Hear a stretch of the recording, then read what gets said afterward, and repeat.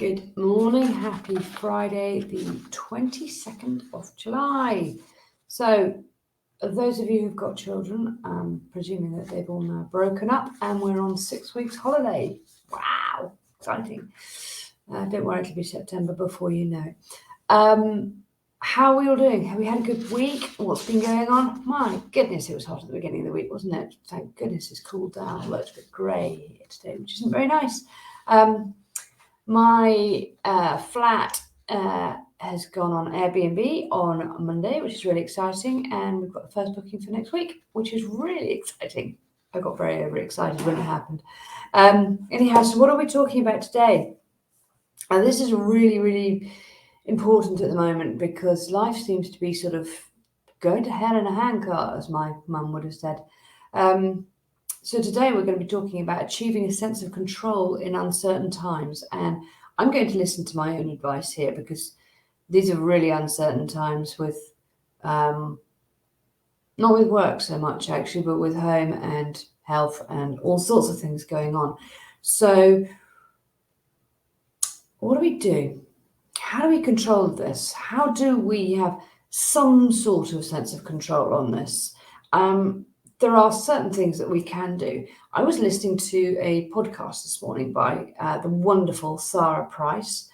Absolutely fabulous podcast. If you want to have a look at or listen to something, they're really short, really, really lovely. It's called Actually Something. Can't remember now what it's called because my brain doesn't work. I'll tell you what, I'll have a quick look and tell you what it's called.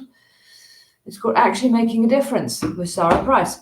And she is a wonderful woman, and her podcast this week is all about fear or fear of failure.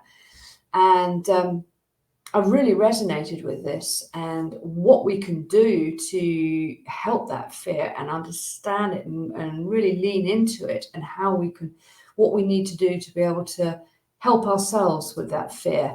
And what we're talking about today is really linked with that as well. So there's a lot of research that says that doing something, it doesn't matter how small it is the best way to manage your anxiety. There is an awful lot that we cannot control right now, but there are also things that you can do.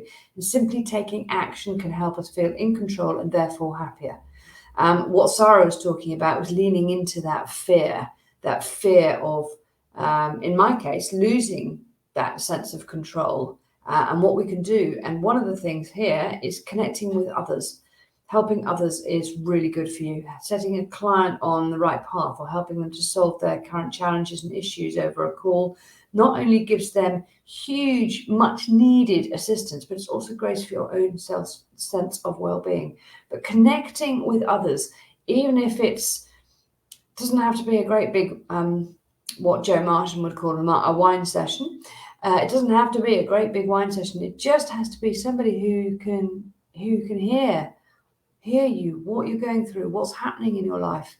It doesn't matter if they're really good friends or they're not really good friends. It makes no difference. But connecting with somebody can make a really, really, really big difference.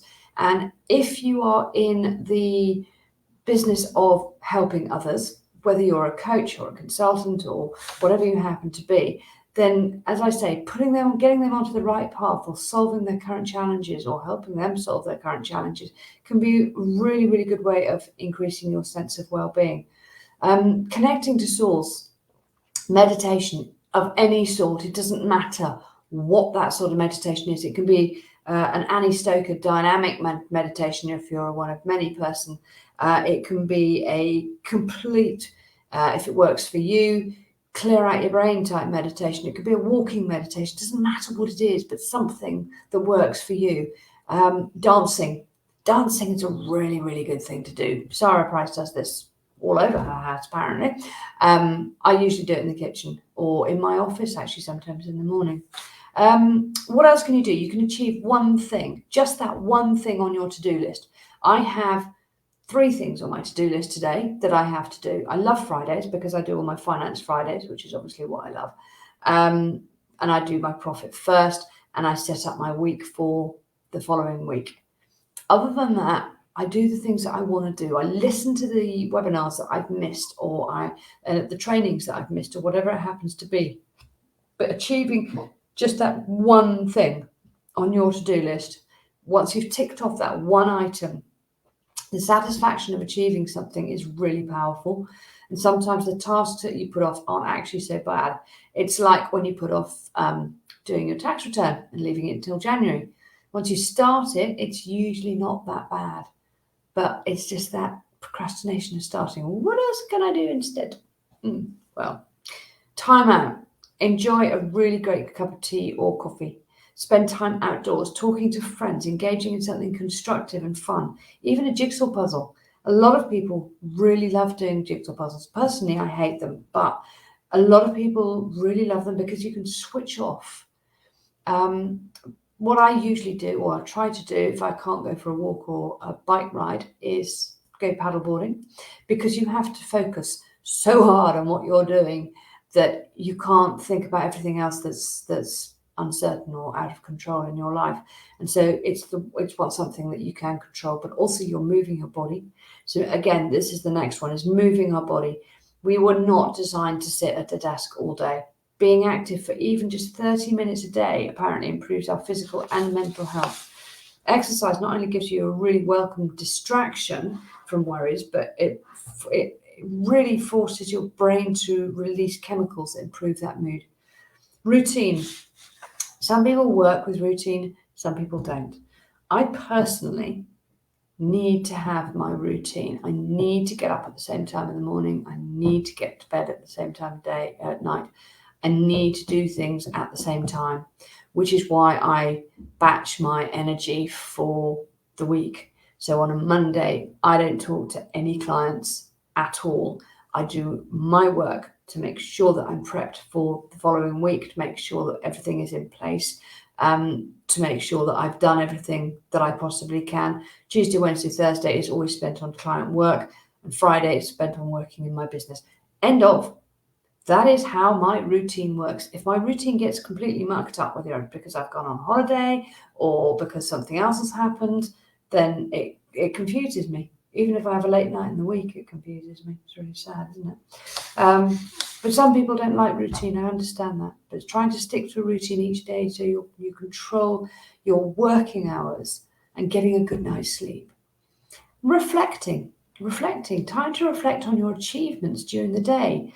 Those little mindful moments that can all really add up to a great sense of peace and accomplishment. Again, if you are a one of many women with the wonderful Dr. Joanna Martin, you will have heard about thinking and thanking. If you're not doing it, it might be worth thinking and thanking and doing it, because again, it just gives you even 5 minutes just to reflect on your day, on your achievements, what's happened. And I think we can always do that to release some of this feeling of pressure and stress. So stop, pause, breathe deeply, appreciate the feeling for a moment, then go about the rest of your day with a really well-deserved sense of satisfaction. You really deserve it. So go and get some sort of control of some of the things that you can do. The other things you can't control, you can't do anything about them. That's fine, but find something that you can control. So I hope you have a fabulous weekend, and I will see you next week. Bye.